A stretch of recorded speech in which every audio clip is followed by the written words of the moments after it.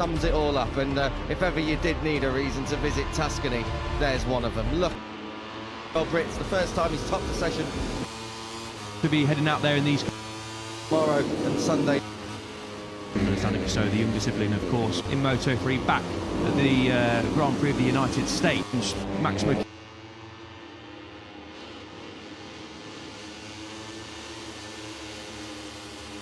Quiles, who's on these screens now for the championship title. I don't think anyone realistically thinks that Pini could take it to Quiles this season. Pini, a real star in the making, though, that is for sure. But it's just not quite clicked since we got back to Europe. And again, he's outside the top 14 on a Friday. He just said it's not easy to regain the confidence that he's lost, and he needs to turn this around, especially on a Friday. Pini is just giving himself way too much work to do on a Saturday afternoon. We know how difficult it is to come out of Q1 and into Q2, especially with the likes of Brian Ariarte in there. You've got Matteo Bertelli in there, you've got Hakim Denish in there as well, who was in the victory fight last time out. Casey O'Gorman is down in P23. O'Gorman was a rider that's saying that his speed absolutely does not reflect the position. He feels much more confident than the necessary position reflects. So there's a lot of fast riders who are all feeling a lot more confident than the position reflects yesterday. So Pini has got a bit of a lot of work to do in this morning session and later on in Q1 to try and get himself a good position for his home Grand Prix. The good thing with Pini is he'll get that extra 15 minutes of track time that maybe he actually needs to try and work this one out. Don't forget as well, of course, that yesterday was hard conditions for Moto3 guys, very wet in the morning, completely bone dry in the afternoon. So Guido Pini, yes, he's down in Q1 again. I'm not sure we can expect to see that carrying on for too much longer, but he's also, but like for everyone, trying to work out a track that had evolved quite a lot from the morning. Guido Pini at home is going to be pretty spectacular. We saw what he was able to do last year until he crashed out of that lead group, out of 8th place last year. So just keep an eye on Guido Pini. I'm expecting him to move through without too many troubles, but he's going to save his best until Sunday, that is for certain. We're 5 minutes into this session at the moment. Adrian Fernandez, Guido Pini's teammate, is leading it at the moment ahead of the TF Moto Gaviota Aspar team machines, Morelli and Quiles, and it's Brian Ariarte who's on your screen now up in 4th. He's another big name. He finds himself down in Q1 later on. He was on the front row last time out in Catalonia for the first time in his short Moto3 Grand Prix career, but Brian Ariarte giving himself a little bit of work to do later on this afternoon. David Almanzo, who was 6th yesterday, is up there inside the top 5 at the moment. Pini, who's on your screens right now, in there in 6th. Jesus Rios 10th like he was yesterday. Good job indeed from Jesus Rios late on yesterday, Al, to get that lap in. Number 54, find him some form, find him some confidence after what was a Catalonia weekend to remember, even if the result was one to forget. Yeah, Rios was very disappointed at the end of the Catalan Grand Prix. He was well in that victory fight and podium fight at least. He was there always strong and had a really strong weekend over in Barcelona. It wasn't just the race where he was at the front. He qualified in P6, was P10 on the Friday as well. So it was just a weekend where the number 54 was really, really strong and unfortunate to crash down at turn 10 in the latter stages. But yeah, looking good here again this weekend. Rios said after the Catalan Grand Prix took a lot of confidence, and this is sort of the springboard that he and the team are now hoping that he can sort of work on and continue to fight in that lead group as well. It was a really strong showing from the 54, and again to get straight into Q2 here at the team's home Grand Prix as well, of course. A really strong Friday for Rios. Talking of a mixed Friday, Matteo Bertelli was top Italian in FP1 and then he was down in 20th in practice. So Matteo Bertelli, a little bit of work to do, perhaps he's another one. Finds himself down in Q1. Al, I'm looking at the Q1 entry list here for later on today. I mean, it is an absolute headline grabber, isn't it? Brian Ariarte, Guido Pini, Rico Salmella's down in 19th place, Matteo Bertelli, Hakim Denish, who crashed of course as well, Casey Gorman, who was in the top 10 last time out. So real big names in Q1. Someone who doesn't have to worry about that, but has his own worries at the moment in FP2, is Adrian Fernandez as he pedals it back into pit lane. I just wonder what's going on there, but that's not the first time we've seen the Leopard racing machines have a problem. We had Guido Pini, who had a small problem yesterday in practice.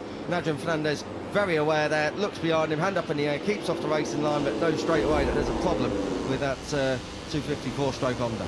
Yeah, something's not quite right there, clearly, with Adrian Fernandez coming out of the second Biondetti of turn 14, and Fernandez quickly realised something was wrong, maybe a little technical issue, nothing sort of mechanical it looked like anyway, no smoke or liquids pouring out of the Leopard Honda, which is good news. But yeah, not quite right there. As you mentioned yesterday, Pini had a small issue in practice yesterday afternoon. It was quickly fixed, of course. Pini was back out on circuit around about 5 minutes later, so hopefully it's a similar sort of issue, not too much to worry about for Fernandez, because as we mentioned, FP2 is a really important session to get dialed in, especially after missing FP1 yesterday in the wet conditions. And Fernandez, judging by the sort of analysis sheets that I had a quick glance at this morning, Fernandez is one of those riders who've had good pace in the first sort of 3 quarters of the session of practice yesterday afternoon, and was looking really good, lapping on his own as well. So yeah, Fernandez will be wanting to get out there as soon as possible to get a few more laps in and build some confidence ahead of Sunday. The thing with here at Mugello is, though, that you really need not only a good qualifying, you need to be on the front couple of rows. It might not be as important here because we're expecting a big group, but you need to be at the front of that group. You don't want to be mired downfield. You really can be caught out in a couple of accidents. Scott Ogden was involved in one last year, I think, with David Almanza early on in the GP at San Donato on the exit of the corner. Also, looking at how Adrian Fernandez is, he's got great pace, but he's also a rider that when he's got that pace, uses it, likes to lead from the front, is in that front 2 or 3 spots. I think back to his Grand Prix win last year at the Ricardo Tormo circuit in Valencia, the last GP of the year, to get his first ever Moto3 win. So I've got to say, Adrian Fernandez got good pace, and usually he's right at the forefront of a group to showcase that pace. It's all about here strategy, tactics later on as the GP evolves. Good to see the 31 go back out. Yeah, intrigued to see what that issue was. Then obviously a quick fix, hopefully for Fernandez, if he can continue on his way for the final 20 minutes of the session, which is good news. He said yesterday he had a great feeling and was feeling very confident, so he's going to hope to continue that feeling today and this morning, especially heading into this afternoon, of course. Heading into this afternoon into Q2 is Scott Ogden, 9 tenths away at this moment in time and 1.2 over line. Ogden was obviously happy to top the session yesterday, but did say afterwards that he's not totally happy overall with the feeling, especially on the race rhythm. He said a late lap yesterday in the group, a lot of riders were saying that it cost them time in that gaggle of riders who were all scrapping to try and propel themselves in the top 14 and improve times. A lot of riders were saying that cost them time. Wasn't the case for Ogden, though. He managed to get a good dose of slipstream and get the lap in when he needed to, which was a good job from Ogden, who said this season he struggled a bit mentally with all that's going on. He expected a lot more from this season. Expectations were high after a good year last year, so fingers crossed that Ogden yesterday topping the session and hopefully having a good day today, he can sort of banish what's been going on behind the scenes and with his sort of mental state, and fingers crossed that this is the platform for more success for Ogden. But obviously only Friday, he wasn't getting carried away yesterday and did say that it's okay, great to top the session and gives me good confidence heading into the weekend. But Vader Patama having a bit of a moment. Almost scarpered off. Vader Patama, number 9 there, just tucking the front, but managed to save it on his knee.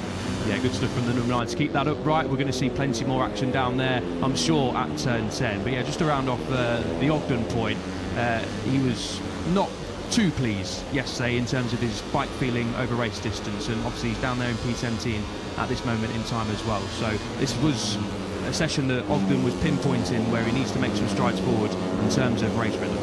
Yeah, it's very important as well for a rider that you've got a very, very solid team, a stable team around you, a calm atmosphere as well. And I think Scott Ogden as well needs that base to kind of go out and deliver on track. So let's hope that all is well within Alan Blonek's team moving forward, and that indeed those CIP Green Power machines of Ogden, the number 19, and the number 11 rookie of Adrian Cruces can find their way at the front. At the moment, Cruces 16th, 18th, and in the pits for Scott Ogden as Max Keeles properly exceed track limits there, so this lap is going to go away from him. It's no surprise that the 55.277 that you've got on the top of your timing tower there, set by Max Keeles, is the fastest lap of the weekend. The fastest previous lap was a 55.8 by Ogden yesterday, but we're still away off the lap record set by David Alonso in 2024, 153.9. So a little bit of time left in this Mugello circuit, but expect that's a big challenge later on in qualifying. We'll be down into the 54s for sure if conditions remain as is, but there's no forecast as yes, they shouldn't.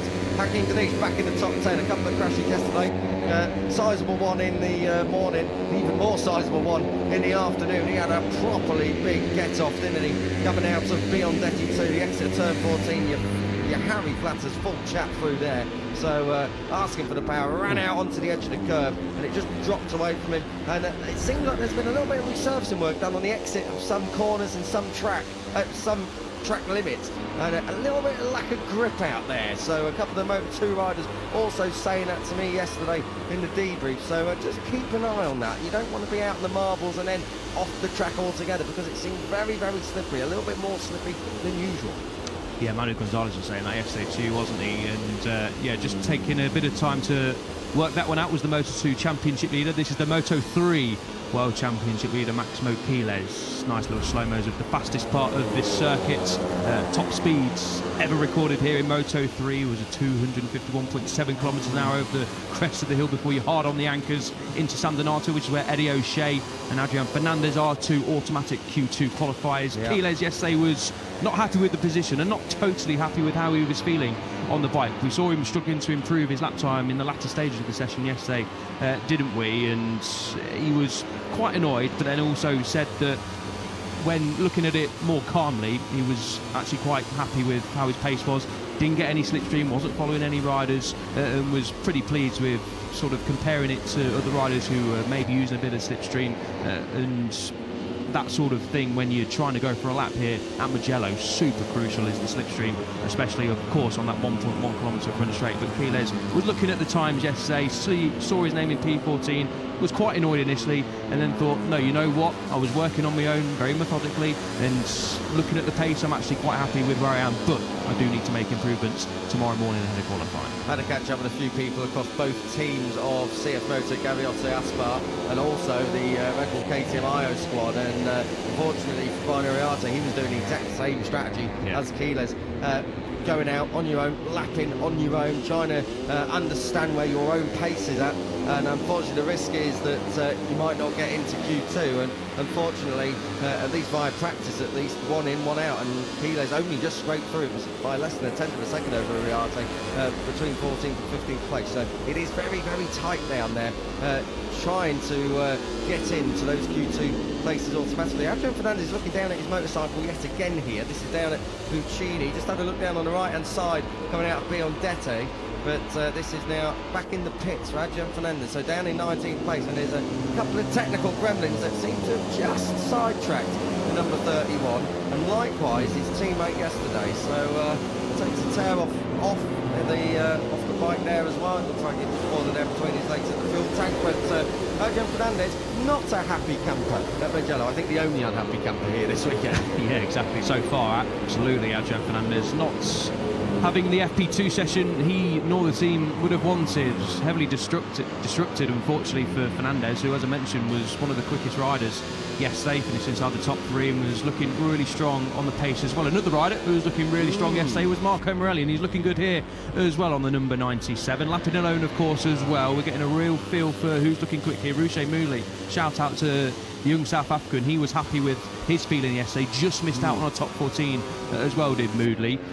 So we'll get Marco Morelli around the final corner, turn 15 of Buccini, and then it's all about firing it towards the checkered flag come the end of the race, of course, the end of qualifying, and just trying to nail the exit, especially when you've not got slipstream. Is this going to take Morelli up to P2, slotted in behind his teammate? It does not, but he still improved. So this is another strong showing for Marco Morelli, who just needs to fine-tune a few details, he said, and just work out how to be a bit more aggressive and be a bit better on the opening few laps to get himself into a better position to use his pace that he knows he's got to be able to fight for more podiums and victories. I'll tell you what, that was a graphic illustration as well, that he was just under a tenth under over what Quiles has done, what his teammates been able to do, and then no slipstream on the run to the line. He ends up 2.5 tenths, a quarter of a second away. So that's 2 tenths on the run to the line out of Buccini up to the finish line there. Obviously it's a bit more across the entire length of the straight. That's going to be what we're focusing on in qualifying. But as far as drag racing to the line is concerned, we see it every year here at Mugello. I think I said it yesterday, since 2012 when the inception of Moto3, there's only been one finish that's been more than a tenth of a second, and even that was a tenth and a half. Everything else has been a finish settled by less than 10th of a second here in Moto3 at Mugello, and that's why. Just look at it, it's a small uphill bit as well, so slipstream vital there, but really you can really do with a big draft, not only in qualifying but also to propel you up there as well into winning ways. Carpe again loses 2/10 there. Let's see what Esteban does. See, he doesn't lose any time because he's got his teammate up ahead of him, Matteo Bertelli. So that's what I'm talking about there. That little bit of slipstream just helps you maintain whatever margin you've got over or under the pole lap time. And 2/10, it's a free 2/10 cell when the bike in front of you is punching a massive hole in the air. It's 2/10 to find that you don't need to because it's there right in front of you. Yeah, and that's why we saw yesterday, we see it all the time in Moto3, don't we? Catalunya, for example, is a Cologne on the front straight as well.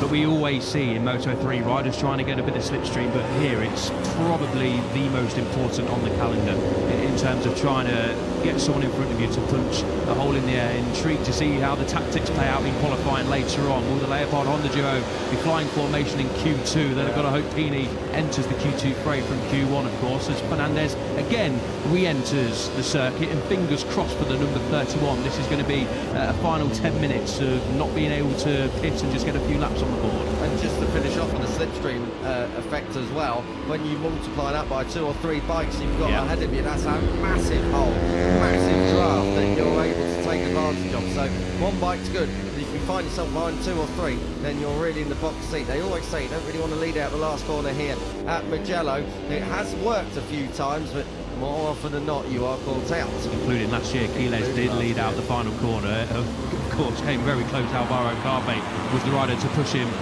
close. But if you can get a good run out of the final corner, it is possible, despite having about 10 riders behind you, to win the race to the line. However, yes, we do normally see riders sometimes try not to lead out of that final corner. But if you make a move, as Quiles did a year ago, and make a good one stick, and then get a good run out of the final corner, you can, of course, reach the checkered flag.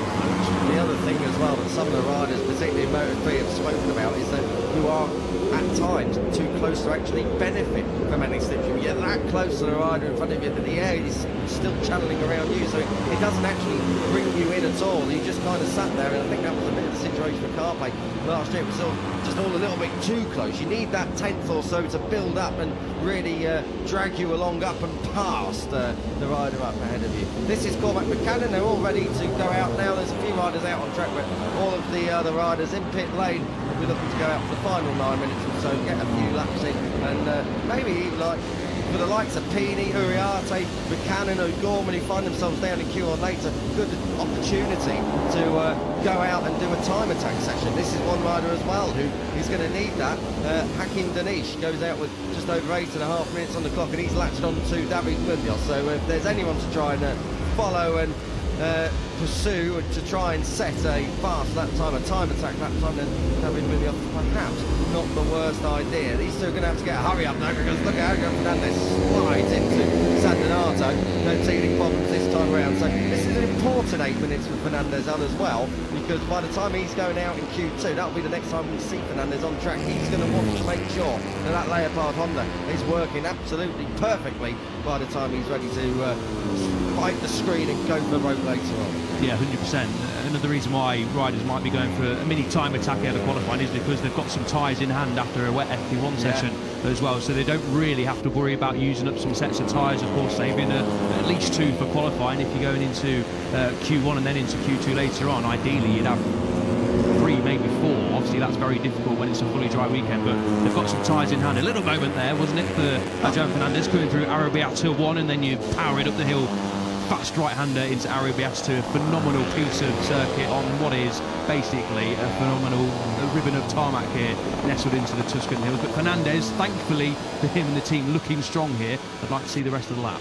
Yes, exactly, and we pick it up now out of Palagio and up over the top of the hill and down the other side into Corinthians. Fernandez You said he had a couple of moments down at Arrabbiata 1. He's had a few moments all the way around the bits of the lap we've seen. I've got to say, he was a little bit sideways on into turn 1. He was sideways on into Casanova and Savelli. He's through Biondetti without dramas, doesn't exceed track limits. Now on the burst down to Puccini. This is another area where you can get a bit of slipstream. There's not really a back straight on this track, but those little inclinations up hills and down the other sides, they can provide a bit of slipstream too, as well as down in towards that final corner. So slipstream pivotal here in some areas of the track where you might not think it. Fernandez coming to the line, 3/10 off after 3 sectors. Where does this put him up into 74.5 off the top time set by Quiles earlier on in this session? So Fernandez's gremlins from earlier in this session have gone away. Needs to be able to get his head down now as Munoz and Denise behind him try and latch on, and probably a really good reference to David Munoz as well, who's second in this session.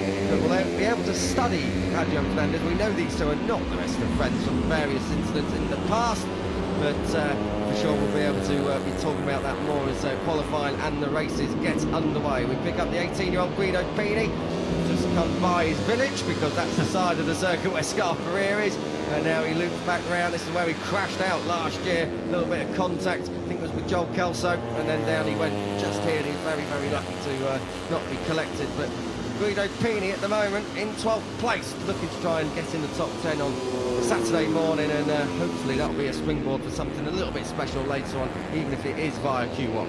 Yeah, 100%. Always nice to see the home heroes doing well. Of course, if you're Italian, you'll look to see Guido Pini doing well, but it's always special to see riders at the home Grand Prix, especially in Moto 3 and Moto 2, when you're sort of not the star of the show in MotoGP. Plenty of Italians, of course, in MotoGP for the home support to cheer on, but Guido Pini does not get more local to Mugello than where Guido Pini is from. You could pretty much throw a stone over Arrabbiata 2 or Scarperia and it would reach the village of Scarperia, as we get Guido Pini on the 94 and Jesus Rios on the 54, rising over the crest before, hard on the anchors into San Donato. I don't know what you do in your village, mate, but I certainly don't start throwing stones all over the gap. So let's just call for calm, please, in the Moto3 commentary box.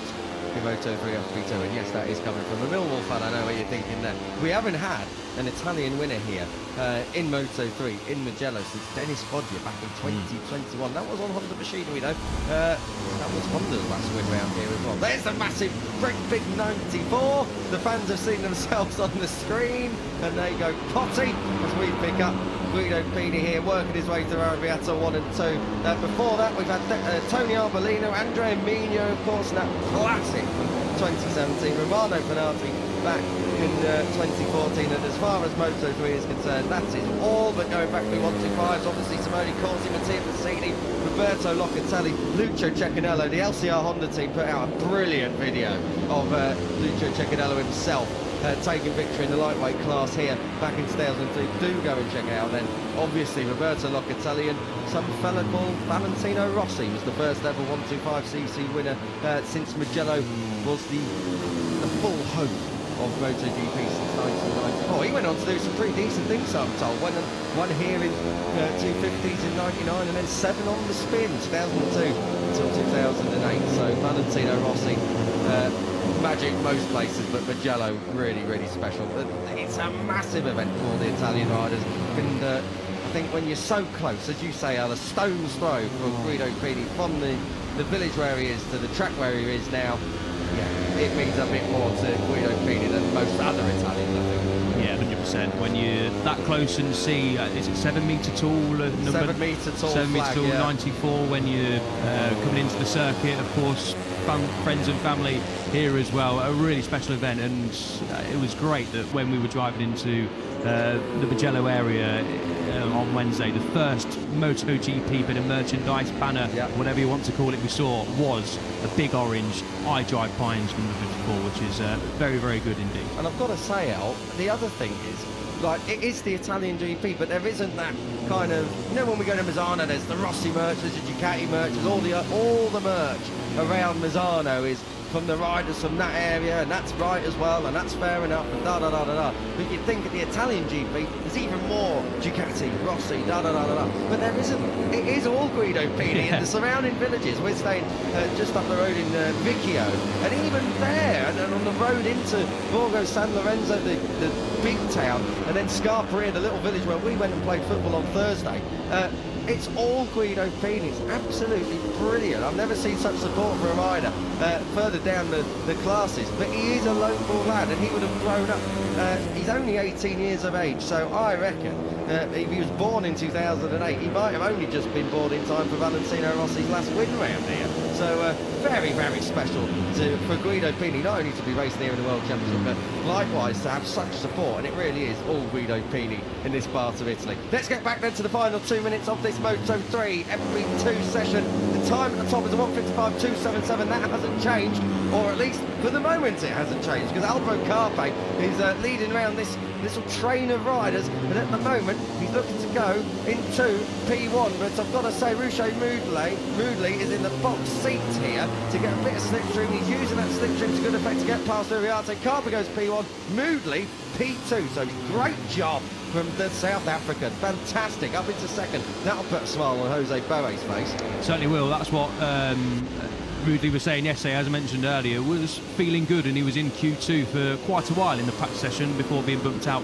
in the latter stages. Carpe, another rider, he goes directly into Q2, but he said yesterday that the position he finished in, which was down in P12, does not reflect how he was feeling. He was feeling really strong on that KTM yesterday and just didn't quite get a lap time in to push himself further up the order, but didn't have a bit of slipstream to play with as well. So Carpe looking good here, as is David Munoz, 5.271 without any slipstream as well, similar to Carpe, a couple of attempts slower than his fellow Spaniard, but yeah, the sort of cream of Moto3 rising to the top here late in F2. Carpe top, obviously Max Keeles has been shuffled down to P4 but was leading for most of the session, and Munoz rising to P3 as well. Yeah, Carpe looks really, really good, of course. He was on pole for the first time here last year. Of course, he did start from pole over in Silverstone, but that was for a penalty for his teammate last year, Jose Antonio Reda. What are we having a look at here? Is this just Alvaro Carpe's exit? He gets on the power. This is Ruche Moodley coming underneath Brian Uriarte, and he's going to get by the line. But a nice slow-mo there for the final corner with 30 seconds on the clock. I think we've got 5 seconds left on the clock now before the checkered flag comes out. A couple of changes up inside the top 5. Scott Ogden has just moved up into the top 5 as well, so the fastest from Friday is 5th on Saturday morning. Great job by Doncaster's finest. Guido Pini from Scarperia, as he's scarpering up into the top 10. Oh, he goes better than that, goes up into the top 6, and that is a really good, solid start to Saturday morning for Guido Pini. That is more like, I've got to say, comes across the line in the end in 7th, because moving up there, Jesus Rios has found more good pace, so good to see Jesus Rios coming of age, it seems, in Moto3 over the last couple of weeks or so since he went to his much-loved Montmello. Alvaro Carpe at the moment has got it all done and dusted. I'm not seeing any red helmets. Well, Rico Salmela was up through the first sector, so let's just wait and see what Salmela can do, who is down at the moment in 21st place, but it looks like it is more or less all done and dusted. Alvaro Carpe and a Ruche Moodley. Well, I'll tell you what, El, that's Ruche Moodley's best session of the year. He's not been higher than 14th in any session. That was when he qualified in the middle of that 5th row over in Jerez at the end of April. So a month later, and Moodley is second only to Alvaro Carpe, last year's pole sitter here on Saturday morning in FP2. Great job by the South African. Yeah, absolutely, and as I mentioned, great to hear Moodley feeling good yesterday and sort of singing from a positive hymn sheet. It was here last year where he picked up quite a nasty injury in the race, multiple fractures to his right arm, so got a few demons to banish around Mugello as Moodley, and he's doing exactly that. A top weekend so far, has to go through Q1 but missed out by a very slender margin, and Cormac Buchanan as well, just outside the top 10 in P11. He had a good day yesterday as well. He said that's the best he's felt since his massive Brazil crash, of course, a couple of months ago now, I think it was. We were in Brazil as it gets a bit busy towards the end of the session here in this gaggle of riders. Yeah, that was Eddie O'Shea just getting out the seat there ahead of his fellow countryman Scott Ogden. So the Brits in formation flying to the line. Rico Salmela, I was going to say that's going to bump him right up, got a load of slipstream there. So up into P3, just by Ruche Moodley, who I've got to say is going to be properly in the Moodley to have a great qualifying one session and hopefully get himself up into Q2. But I've got to say, Al, with the exception of Veda Patama, who is in pit lane, everyone has taken a checkered flag. That is all she wrote. And right on cue, Rico Salmela moving up into P3. Great job by the young Finn in his rookie season. And he'll be looking to try and replicate that later on in qualifying, but he's got to go through Q1. He's one of the big names who's got a little bit of work to do, number 27. Yeah, good late lap from Sam Mellor. Got a bit of help from Slipstream, of course, but had to hook up the rest of the laps. And yeah, nice to see the Finn back inside that top three for the first time in a while. Not sure why Veda Patama is in the pits. Not sure he completed the session, so something not quite right there with the Indonesian. No Tutorials for Q1 though. He's going straight into Q2 after a late lap yesterday. Did say that he needs to work on his race consistency, his rhythm in this FP2 session as Veda Patama. So fingers crossed that's not a massive problem, and he'll be all good to head out and qualifying later on. I'm sure he will be. Just yeah, maybe just missed a few laps. How many laps did he really? He completed 15 overall, so on par with the most of anybody. So maybe just called it quits a little bit earlier than usual. And there you can see fastest on Saturday morning. Alvaro Carpe, I mentioned that lap record earlier on from David Alonso. We're still just over a second away from that, so don't worry too much about that. Expect qualifying will be well into the 54s. May be towards that lap record as impressive as it was from the Colombian David Alonso. But that is all on Moto3's morning here on Saturday. It is Alvaro Carpe who leads the way, a 55.0 ahead of Ruche Moodley and Rico Salmela. David Munoz there in 4th place out of Max Kilos. Jesus Rios, top Honda honours to him in 6th place, and number 54 going great as well out of Scott Ogden. Guido Pini, your home hero, Brian Ariarte, who's in Q1 later on, and Marco Morelli. All the way down the order, you can see David Almanza down there in 14th, just ahead of Eddie O'Shea, Joel Esteban, Hakim Danish, Valentin Peroni, that'll be away for him, 18th in the morning, all the way down to Leo Ramastorfa in 26th place, just behind your Japanese duo of Ryusei Yamanaka and Zen Matani. But FP2 comes to a close. That means that I'm out of here. Lewis Sotheby is moving in. Moto 2 is up next. FP2 for those guys. Enjoy.